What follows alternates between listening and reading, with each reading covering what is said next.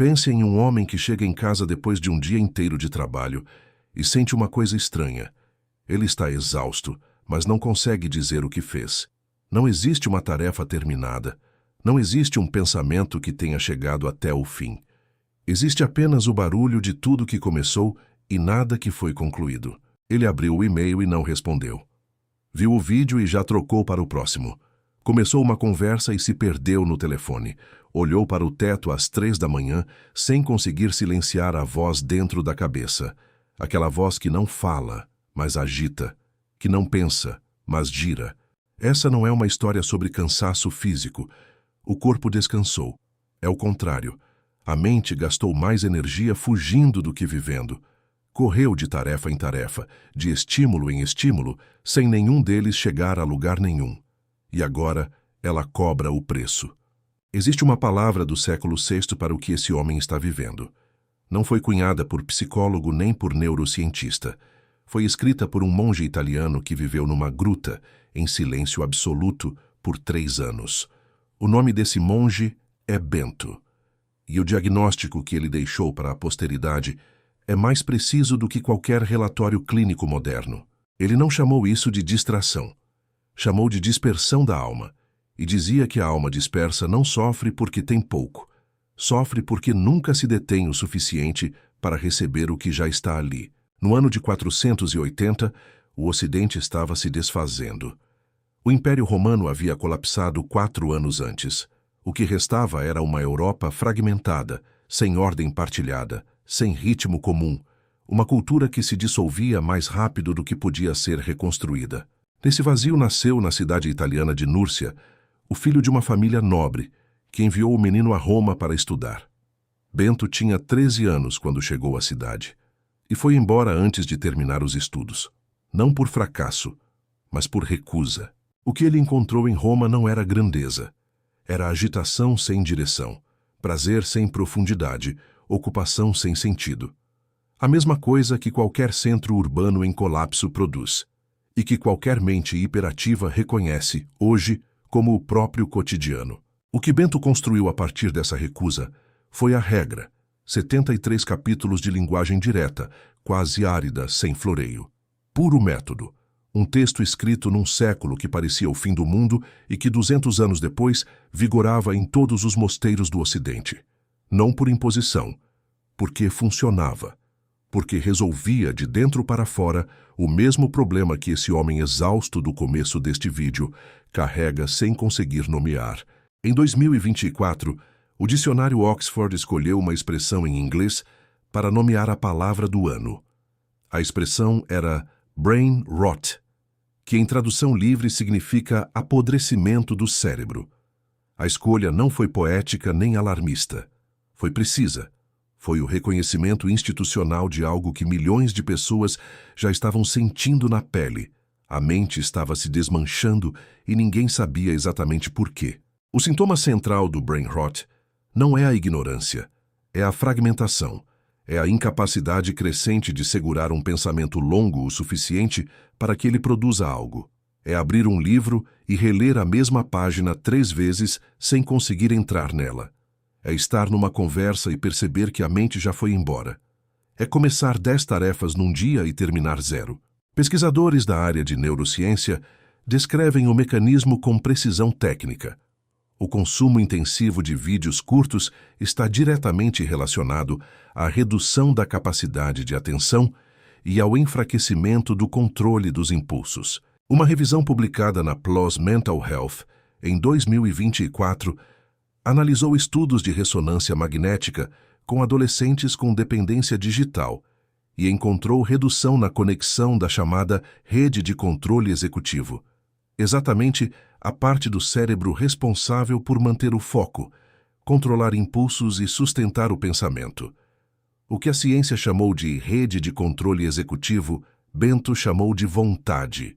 Mas a fragmentação cognitiva não nasceu com o TikTok. O TikTok acelerou um processo que já estava em curso e que Bento identificou numa versão analógica muito antes de existir tela qualquer. Em Roma do século V, o equivalente ao scroll infinito era a vida pública agitada. Os espetáculos, as disputas políticas, as conversas intermináveis no fórum, o ruído social que nunca parava. Bento viu aquilo e nomeou. A mente que nunca para não pensa, apenas reage. Reatividade é a chave do problema. O homem impulsivo não é o homem que age, é o homem que responde automaticamente a tudo que aparece. É o homem cujos pensamentos são conduzidos pelo ambiente e não por uma intenção própria. Cada notificação que chega redireciona. Cada pico de novidade interrompe.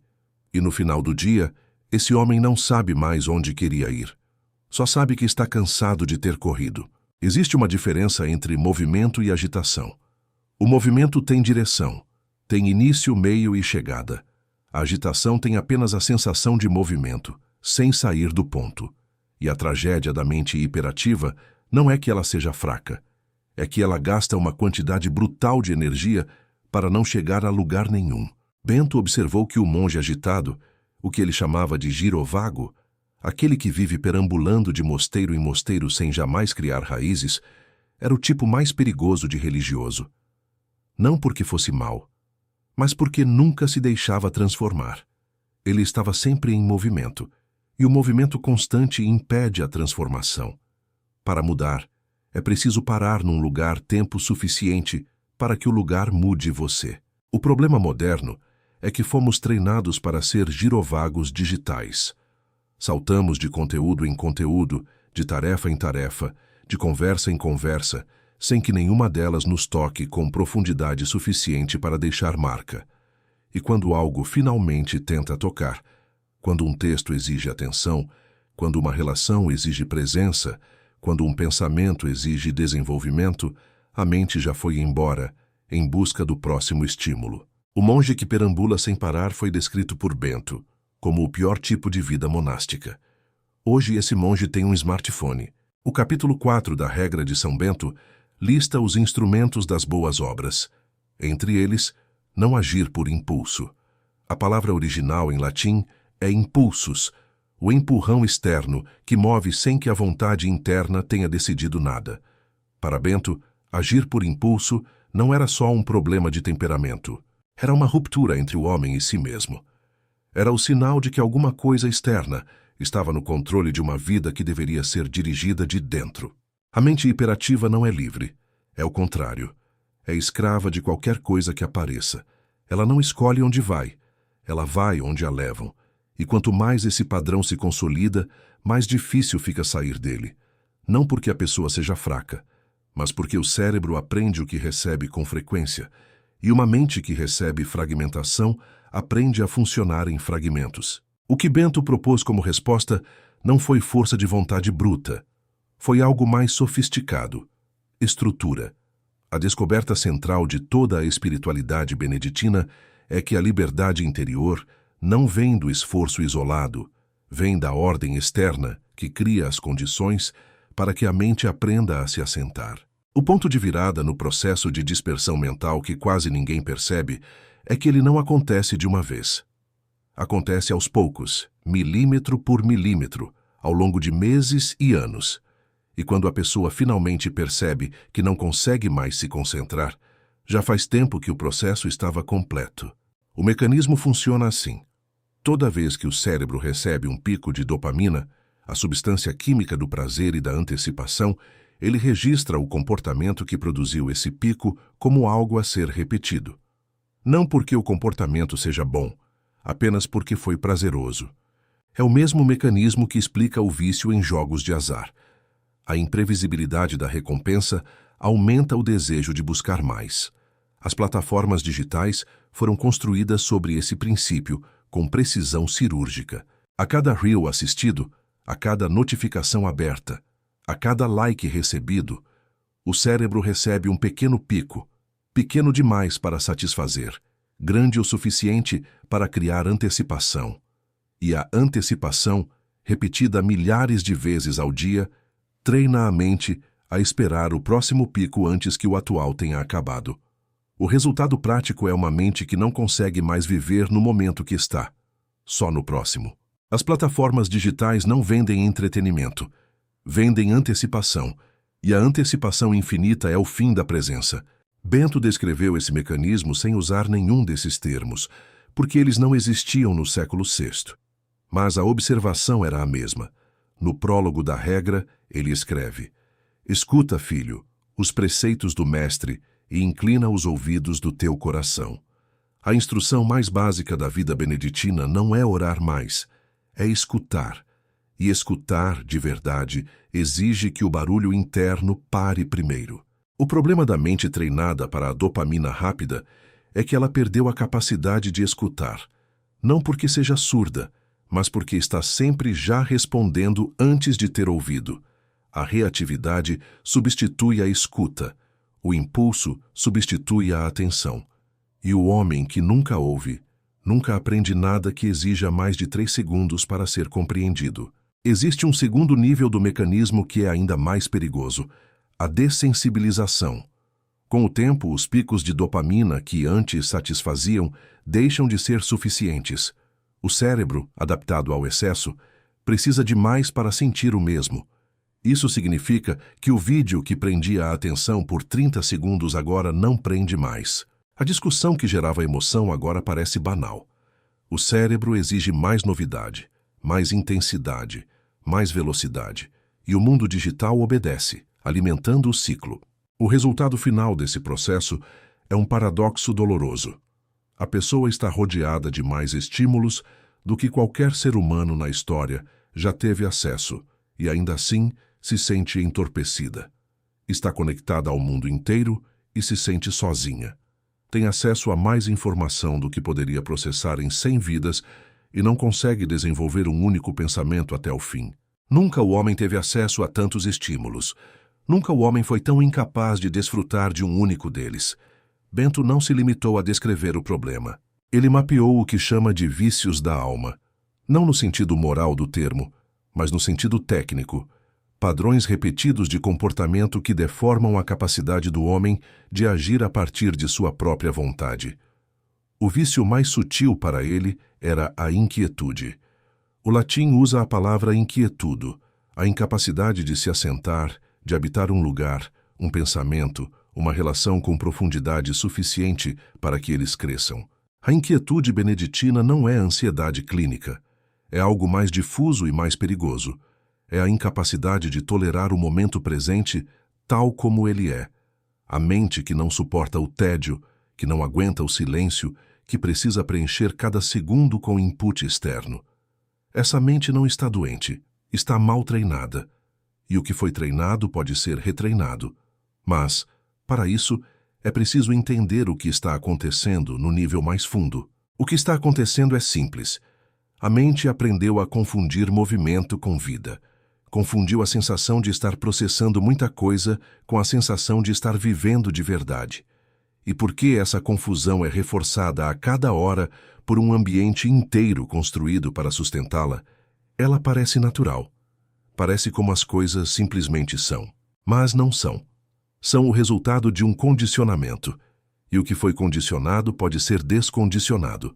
Bento sabia disso antes de a neurociência ter palavras para descrever o processo, e o método que ele desenvolveu para tratar essa condição atravessou 15 séculos porque funciona, não como promessa espiritual abstrata, mas como arquitetura prática da atenção humana. O que acontece com uma mente quando o barulho para de verdade? Bento registrou a resposta na regra, não como autobiografia, mas como método. O que ele descobriu na gruta não foi paz automática, foi conflito. A mente que para de fugir se depara com tudo que estava fugindo. Os pensamentos que o movimento constante mantinha afastados voltam com força.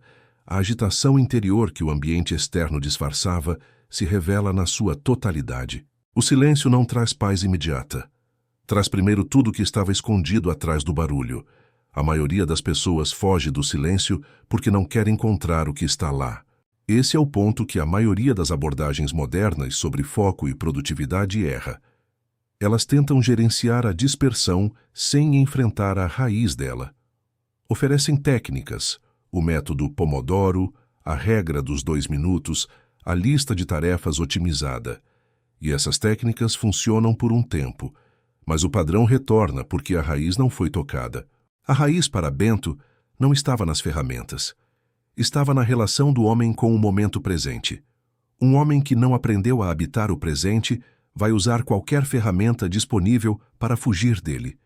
E quando as ferramentas de produtividade se tornam elas mesmas um modo de fuga, quando a otimização de tarefas se torna uma forma de evitar as tarefas que realmente importam, o problema se aprofundou, não se resolveu.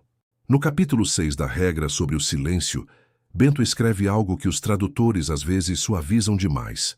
Falar e ensinar compete ao mestre, ao discípulo convém calar e ouvir. A instrução não é sobre educação formal, é sobre a postura fundamental do ser humano diante da realidade. O homem que está sempre falando, sempre produzindo, sempre respondendo. Esse homem nunca ouve. E o homem que nunca ouve, nunca recebe nada que seja maior do que ele mesmo. A primeira citação direta da obra de Bento que precisa entrar aqui é do prólogo da regra, e ela define o fundamento de toda a espiritualidade beneditina como antídoto para a dispersão. Bento escreveu: Escuta, filho, os preceitos do mestre e inclina os ouvidos do teu coração. O verbo que abre a regra, o primeiro movimento de toda a vida beneditina, é escutar. Não agir, não produzir. Escutar. E não apenas com os ouvidos físicos, com os ouvidos do coração. É uma instrução sobre postura interior. O coração que se inclina é o coração que renunciou à sua própria agitação para receber algo de fora de si. Essa postura, a do homem inclinado, silencioso, atento, é exatamente o oposto do padrão cognitivo que a economia da atenção produz. O scroll infinito treina o homem para a postura contrária, superficial, reativo, sempre em busca do próximo. Bento propõe uma inversão completa. Antes de buscar, aprender a receber. Antes de falar, aprender a ouvir. Antes de agir, aprender a escutar. O que o silêncio revela, quando o homem para de fugir o tempo suficiente para ouvi-lo, é que a mente humana tem uma capacidade natural de se assentar quando as condições certas são criadas. Não é um dom reservado para místicos, é uma capacidade que todo ser humano possui, e que a maioria nunca exercita porque nunca cria as condições para que ela apareça. A questão não é força de vontade, é ambiente, é ritmo, é estrutura. Existe uma tendência de tratar a dispersão mental como problema individual, como se fosse uma fraqueza pessoal, um defeito de caráter, algo que o indivíduo poderia resolver se tivesse disciplina suficiente. Essa leitura é ao mesmo tempo parcialmente verdadeira e profundamente enganosa. Verdadeira, porque cada pessoa tem responsabilidade sobre seus próprios hábitos. Enganosa, porque ignora que o ambiente forma a mente antes que a mente possa escolher o ambiente. Bento entendeu isso com uma clareza que até hoje impressiona. A regra não foi escrita para produzir santos individuais. Foi escrita para construir comunidades que tornassem a santidade e a saúde mental, embora ele não usasse esse termo, o caminho mais fácil. O mosteiro beneditino não é um lugar onde heróis espirituais travam batalhas individuais contra seus demônios. É uma arquitetura de vida comunitária que faz da atenção, da presença e do ritmo o padrão normal do cotidiano. O impacto histórico desse entendimento foi monumental. Quando a Europa estava se desmanchando após o colapso romano, foram os mosteiros beneditinos que preservaram não apenas manuscritos e livros, mas um modo de habitar o tempo. 200 anos depois de Bento morrer, a regra vigorava em todos os mosteiros do Ocidente. Dos mosteiros beneditinos saíram 23 papas, aproximadamente 5.000 bispos e cerca de 3.000 santos canonizados. Não por acidente, por método. O que os mosteiros ofereciam ao Ocidente fragmentado não era apenas conhecimento, era ritmo. O ritmo das horas, os 7 momentos diários de oração que estruturavam o tempo e davam ao cotidiano uma forma reconhecível, um começo e um fim, uma alternância entre ação e contemplação. Num mundo onde a ordem havia colapsado e o caos era o único idioma que todos conheciam, os mosteiros eram ilhas de estrutura. E estrutura, Bento entendia, não é prisão. É a condição para que qualquer coisa real aconteça. Há um paradoxo no coração da sabedoria beneditina que levou tempo para ser compreendido pela cultura ocidental. A liberdade não vem da ausência de limites, vem da escolha consciente dos limites certos. O rio que não tem margens não é mais livre, é um pântano. A água que flui com poder, com velocidade, com direção, é a água contida entre duas margens sólidas. A regra era as margens, e entre elas a vida fluía. A mesma lógica se aplica à mente. A mente que não tem estrutura não é mais livre que a mente estruturada. Ela está à mercê de qualquer coisa que apareça. É a mente que reage, que é conduzida, que gasta energia sem produzir movimento real. A mente que aprendeu a operar dentro de um ritmo, por outro lado, tem mais energia disponível para o que realmente importa, porque não gasta esse recurso precioso resistindo a cada distração que passa. Bento viu isso acontecer em escala coletiva. Viu o que acontece com uma sociedade quando o ritmo desaparece, quando não existe mais uma estrutura compartilhada de tempo, quando cada pessoa vive na reatividade de seus próprios impulsos sem nenhum ponto de ancoragem comum. E construiu, tijolo por tijolo, uma alternativa, não como utopia, como método. O método funcionou porque não dependia de pessoas extraordinárias. Dependia de pessoas comuns vivendo dentro de uma estrutura extraordinária. Esse é o segredo que a cultura moderna de autoajuda frequentemente inverte. Ela pede ao homem ordinário que se torne herói extraordinário pela força da vontade. Bento pediu algo diferente e muito mais alcançável, que o homem ordinário organizasse seu ambiente de um modo que fizesse a virtude o caminho mais natural. Essa transposição do indivíduo para o coletivo, do esforço pessoal para a arquitetura compartilhada, é o que torna o pensamento de Bento tão relevante num mundo onde as plataformas digitais são exatamente o oposto. Ambientes construídos por engenheiros altamente capacitados para maximizar o tempo de tela, o engajamento compulsivo e a reatividade emocional.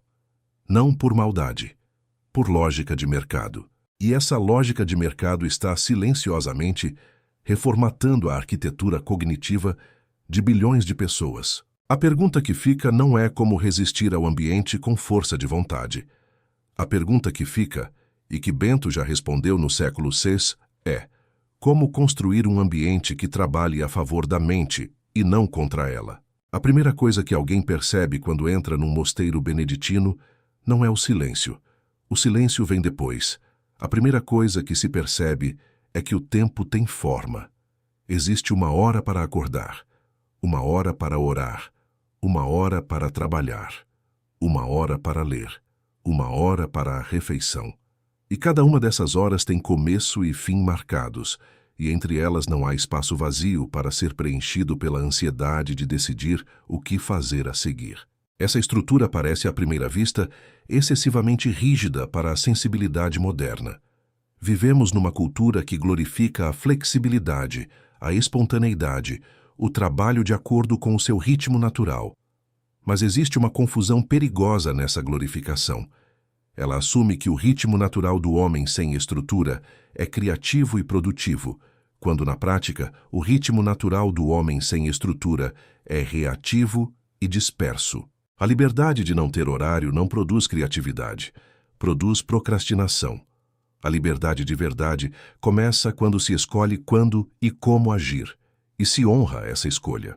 O capítulo 48 da regra de São Bento, sobre o trabalho manual cotidiano, começa com uma afirmação que ficou famosa: o ócio é inimigo da alma.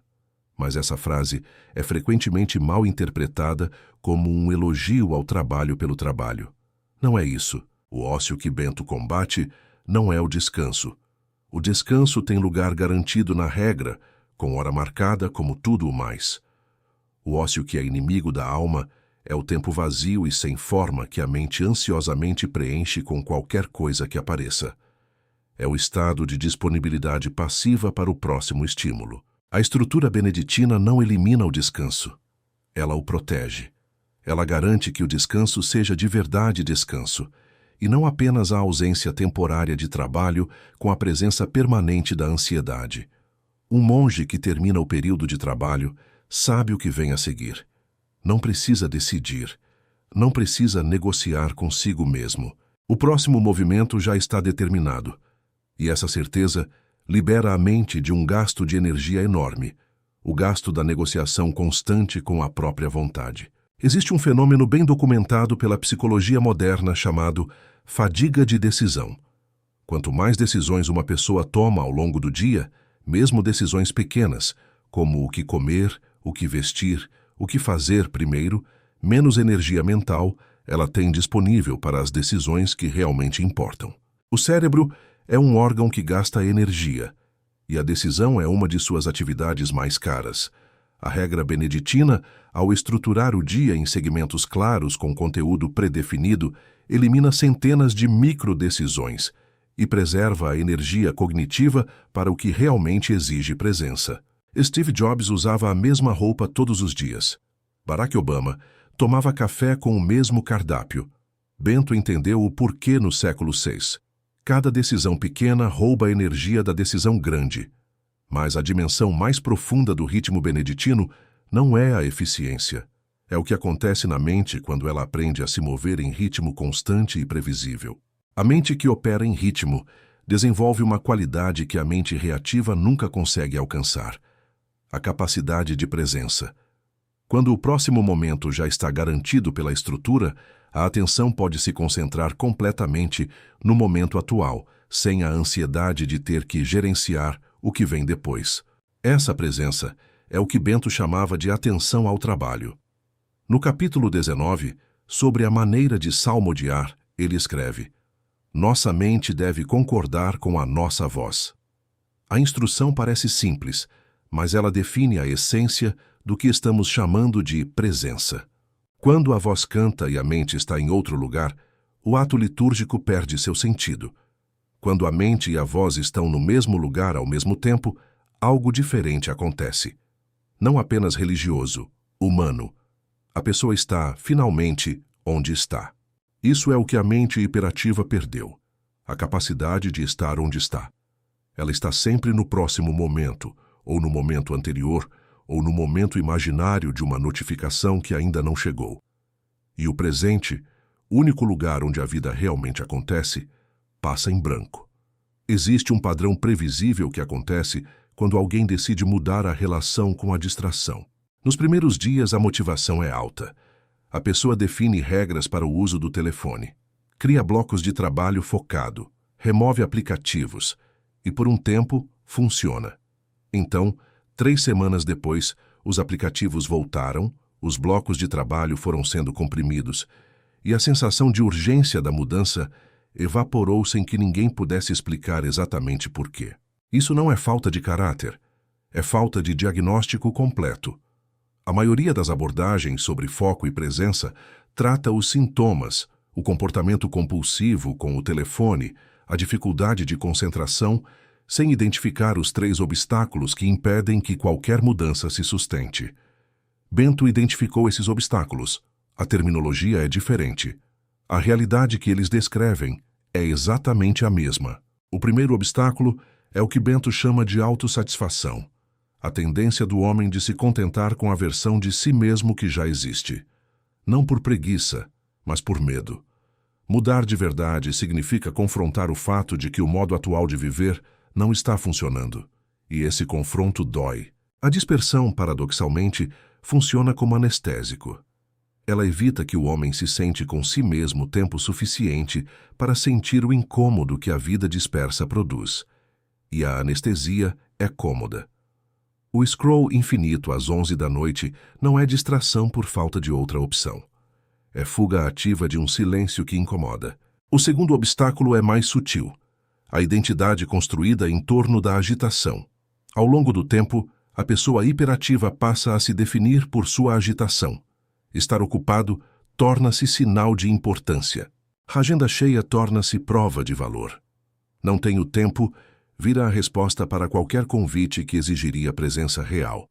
E quando a identidade está fincada na agitação, a proposta de desacelerar não soa como alívio, soa como ameaça. Soa como uma sugestão de se tornar menos. Bento enfrentou esse obstáculo diretamente. A decisão de deixar Roma e tudo o que ela representava foi, antes de qualquer coisa, uma recusa de uma identidade definida pelo movimento e pela posição. O que ele construiu em seu lugar não dependia de aprovação externa, e a regra codificou esse processo no capítulo 7, com 12 graus progressivos de desconstrução do ego. Não como punição, como método para desfazer, camada por camada, a identidade que o ruído tinha construído. É um trabalho longo, mas é o único que tem efeito duradouro. O terceiro obstáculo, e o mais importante, é o mais bem descrito na obra que se tornou o segundo ponto de ancoragem deste roteiro na obra de Bento. No capítulo 4 da regra, na lista dos instrumentos das boas obras, Bento inclui esta instrução: não realizar o desejo dos prazeres. O original latino é mais preciso: desideria carnis non perficere, não dar cumprimento aos desejos da carne. No contexto de toda a regra, a carne não é o corpo físico, é o princípio do imediatismo.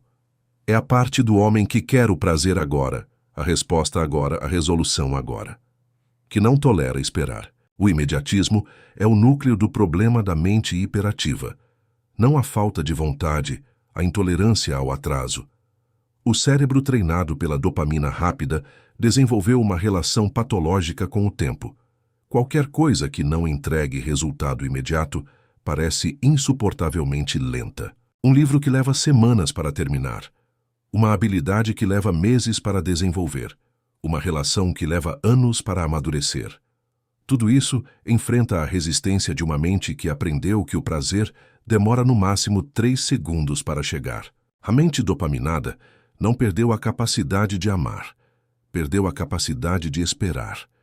E sem a capacidade de esperar, não existe amor, obra ou ideia que sobreviva ao tempo que eles precisam para crescer. Bento não pediu que o monge eliminasse o desejo. Pediu que ele não desse cumprimento imediato a todo desejo que aparecesse, que aprendesse a deixar o impulso passar sem agir sobre ele, que construísse o músculo da espera, não como sofrimento, mas como treino. Cada vez que o impulso passa e o homem não age sobre ele, a força interna cresce um pouco. Cada vez que o homem age sobre cada impulso, a força interna enfraquece um pouco. É uma conta simples, de resultado acumulado. Esses 3 obstáculos, a autossatisfação que foge do silêncio, a identidade construída sobre a agitação e a intolerância ao atraso, explicam por que a força de vontade isolada falha.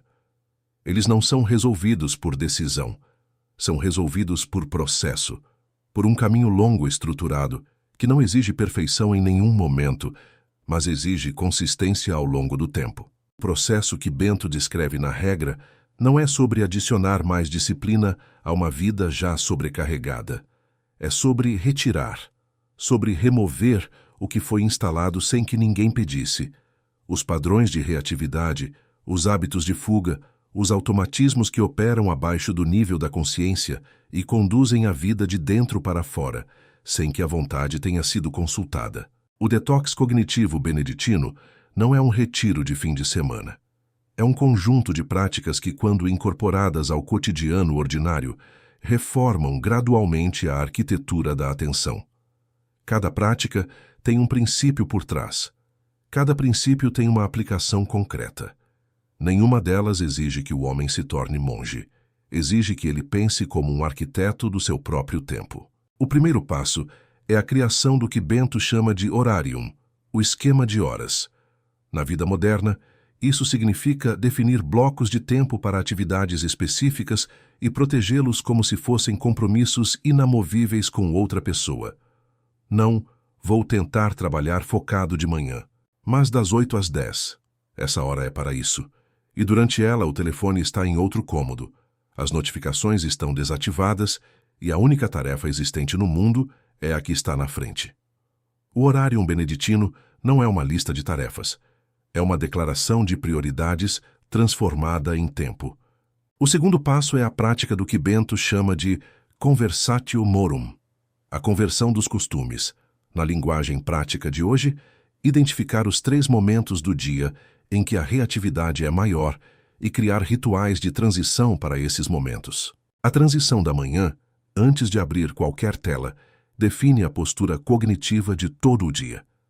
A transição do meio-dia, um momento de pausa deliberada, não de distração, mas de parada real, recalibra o ritmo. A transição da noite, o encerramento do dia com a revisão do que foi feito, não do que foi consumido, treina a mente a perceber a diferença entre as duas coisas. O terceiro passo é o mais difícil de aceitar para a mentalidade moderna: o cultivo deliberado do tédio.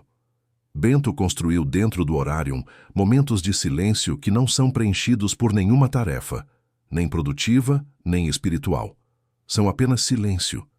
E a instrução para esses momentos é radical em sua simplicidade. Não faça nada com a intenção de produzir algo. Apenas esteja presente no que está acontecendo. O tédio é o último tabu da cultura da atenção. Fomos condicionados a tratá-lo como problema a ser resolvido, como ausência de estímulo que precisa ser preenchida. Mas o tédio é, na realidade, o estado em que a mente se limpa. É durante o tédio, na caminhada sem destino, no banho demorado, no minuto de espera sem telefone, que os pensamentos se organizam, que as conexões entre ideias se formam, que a criatividade aparece. A mente hiperativa que nunca tolera tédio, nunca chega a esses lugares. Está sempre no próximo estímulo antes que o atual tenha terminado de se processar. O quarto passo é o que Bento chama de lectio divina, a leitura lenta. Não a leitura rápida por varredura, em busca de informações úteis. A leitura que penetra, que volta ao mesmo parágrafo 3 vezes, porque há mais nele do que a primeira leitura revelou. Na prática moderna, isso significa reservar tempo para qualquer forma de leitura longa, um livro, um ensaio extenso, uma carta, e fazer dela o único foco daquele período, sem pausas para verificar o telefone, sem a janela do browser aberta ao lado, apenas o texto e a mente em contato direto, por tempo suficiente para que algo passe de um para o outro. O quinto passo, e o que torna o método sustentável, diferente de qualquer resolução de virada de ano, é o que Bento chama de stabilitas loci, a estabilidade de lugar. O monge beneditino faz um voto permanente ao mosteiro, não de obediência temporária, mas de permanência. Esse voto não é sobre geografia, é sobre a recusa de fugir quando as coisas ficam difíceis. É o compromisso de permanecer no lugar, na tarefa, na relação, no pensamento, quando o impulso natural seria partir. Na prática cotidiana, a stabilitas significa: quando o impulso de trocar de tarefa aparece, não troque imediatamente. Quando a conversa fica difícil, não desvie para o telefone. Quando o pensamento começa a exigir esforço, não parte para o próximo estímulo. Fica. Resista ao impulso por mais 30 segundos e depois por mais 1 minuto. E esse músculo, o músculo de permanecer, é exatamente o músculo que a economia da atenção atrofiou e que pode ser reconstruído exatamente como qualquer outro músculo, com treino regular, carga progressiva e paciência. O sexto passo organiza todos os outros. A consciência de que esse processo não é sobre perfeição, mas sobre retorno. O monge beneditino não é aquele que nunca se distrai, é aquele que aprende a voltar. A regra é pragmática nesse ponto. Ela não descreve santos sem falhas. Descreve um caminho de retorno constante. Cada vez que a mente parte, ela é gentilmente trazida de volta. Sem dramatismo, sem autopunição, sem a tentação de desistir porque a falha prova que o esforço é inútil. A diferença entre o monge e o homem disperso não é que o monge nunca se distrai. É que ele aprendeu que voltar é o treino. A distração é o peso. O retorno é a repetição. Esse sexto passo é o mais subversivo de todos porque vai contra o perfeccionismo que frequentemente acompanha qualquer tentativa de mudança. O perfeccionismo diz: se não consigo fazer perfeitamente, não adianta tentar. A regra diz o oposto.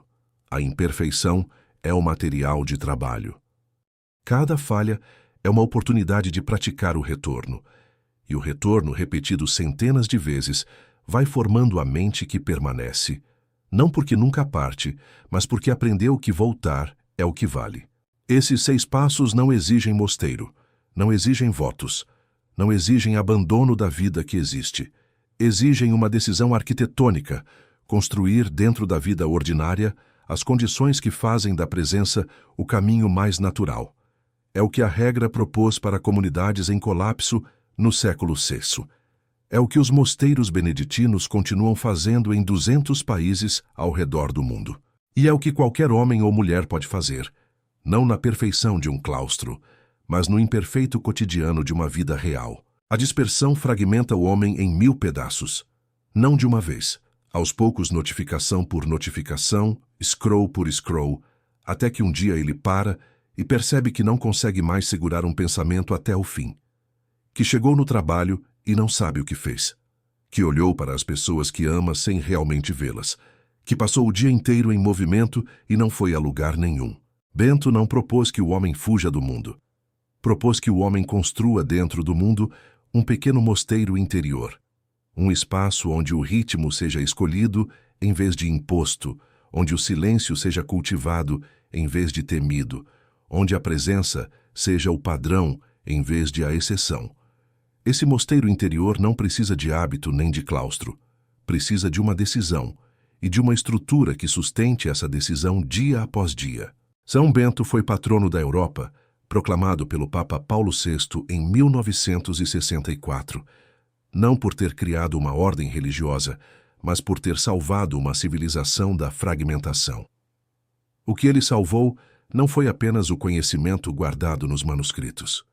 Foi a capacidade humana de pensar com profundidade, de agir com intenção, de habitar o tempo com presença. Essa capacidade não pertence apenas a monges. Pertence a todo ser humano que ainda recusa a ser conduzido pelos ventos da distração. Qual é o primeiro momento em que você vai escolher o ritmo em vez de ser escolhido por ele? Qual é a primeira hora do dia que vai ter forma? Não pela agenda de outros, mas pela intenção que vem de dentro. Se você quer conhecer mais sobre como os outros santos enfrentaram as mesmas situações que vivemos hoje, assista a um dos próximos vídeos. Curta, se inscreva no canal e comente o que mais gostou. Toda semana temos mais documentários que farão você ser um pouco mais de Deus a cada dia. E talvez você entenda que cada vídeo não seja mais apenas uma história. Talvez seja um chamado.